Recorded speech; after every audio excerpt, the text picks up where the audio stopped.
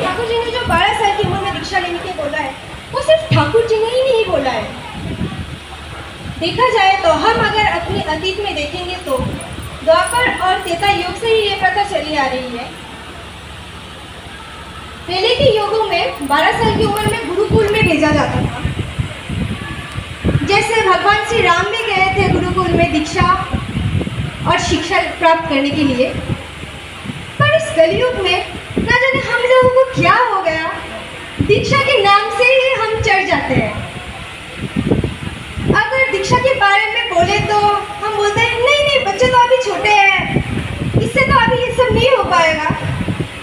तो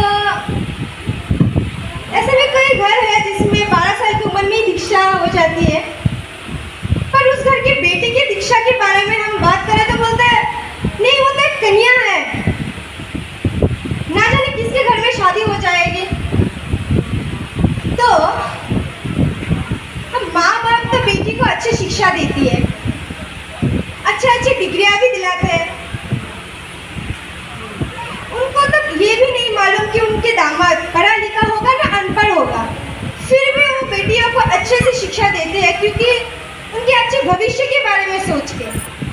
जबकि 12 साल की उम्र में हमें ठाकुर जी की दीक्षा लेना चाहिए।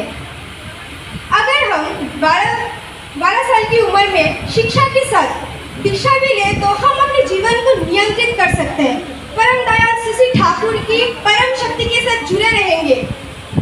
तो हमारी ये शक्ति, हम अगर उस शक्ति के साथ अगर हम जुड़े रहेंगे तो हमारे वर्तमान और भविष्य दोनों के लिए ही अच्छी बात है। 12 साल के बाद हमारे शरीर में हार्मोनल चेंजेस आते हैं। उसी दौरान शरीर के साथ साथ हमारे मन में भी कई चेंजेस आते हैं। कुछ अच्छे विचार तो कुछ बुरे विचार भी आते हैं। इसी दौरान हमारी टीनेज भी शुरू हो जाती है। तो देखा जाए उस उम्र में देखा जाए कई बेटियां अपने जीवन के लक्ष्य में से भटक जाते हैं,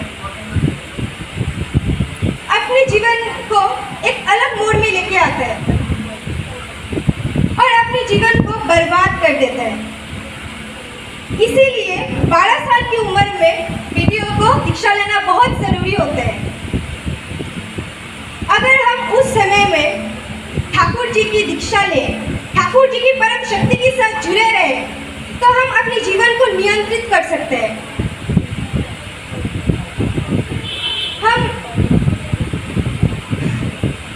हमारे माता पिता हमारे विवाह के बारे में सोच के हमारी दीक्षा नहीं दिलाते हैं। माता पिता तो हमें सब कुछ देते हैं, किसी अच्छी घर में देते हैं जहाँ हम खुश रह सके। पर किसी को देखा जाए तो, मैं सबकी बात तो नहीं कर रही हूँ, कि अपने घर परिवार की समस्या की वजह से वो झंसते हैं और अंधेरे की ओर जीवन को ढकेल देते हैं। तो क्योंकि उनके पास वो शक्ति नहीं है कि वो उस समस्या के साथ संघर्ष कर सके, लड़ सके।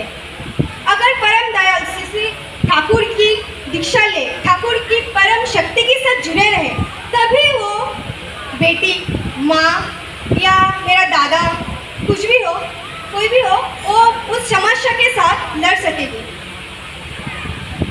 उसके पास वो शक्ति ही नहीं होती है कि वो उस परिवार की समस्या के साथ लड़ सके। तो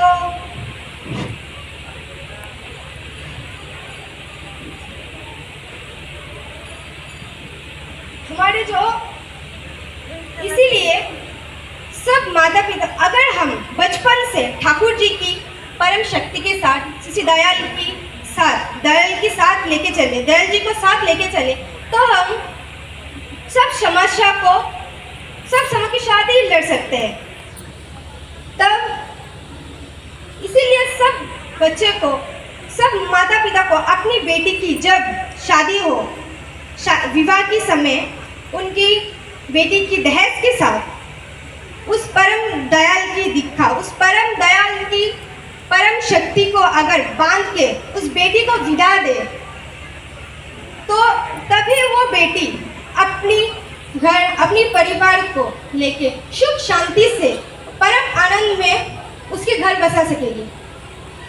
तो क्योंकि उसके पास हमेशा परम दयाल श्री ठाकुर रहेगी, उसके हमेशा उसका जीवन का मार्गदर्शन करवाने के लिए।